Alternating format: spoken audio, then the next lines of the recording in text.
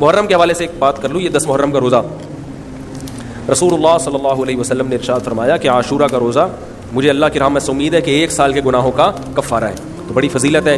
رمضان کے بعد سب سے زیادہ فضیلت عاشورہ کے روزے کی ہے, 10 محرم کا روزہ.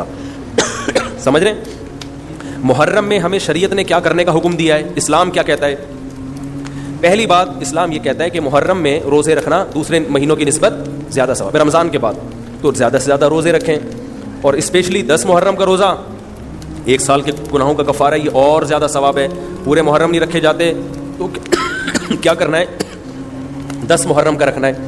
حدیث میں آتا ہے کہ آپ نے حکم دیا 2 روزے ملا کے رکھو, کیونکہ یہودی جو تھے وہ 1 روزہ رکھتے تھے, صحیح ہے نا.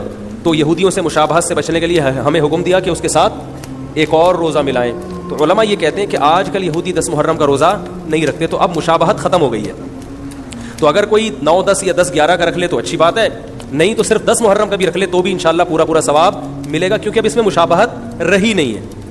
سمجھ رہے ہیں کہ نہیں سمجھ رہے؟ یہ کرنے کا کام ہے. دوسرا کام, محرم میں گناہ دوسرے مہینوں کی نسبت زیادہ, اس کی قباحت زیادہ بڑھ جاتی ہے, کیونکہ 4 مہینے محترم ہیں, شوال, ذیقعدہ,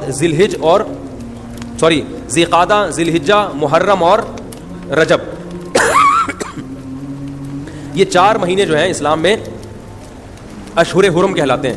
قرآن کہہ رہے فلا تظلموا فیہن انفسکم, ان میں اپنی جانوں پہ ظلم مت کرو.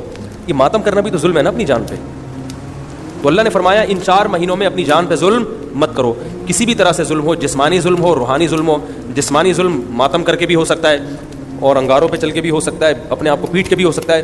روحانی ظلم کیا ہے؟ گناہ کر کا. تو نہ گناہ کرنے کی اجازت, نہ کسی اور طرح سے. عام مہینوں میں بھی ظلم کی اجازت نہیں ہے, نہ اپنے اوپر اور نہ کسی اور پر. تو ان 4 مہینوں میں ظلم کی نوعیت بڑھ جاتی ہے. سمجھ رہے ہیں؟ یہ ایک محرم کی فضیلت ہے اسلام میں.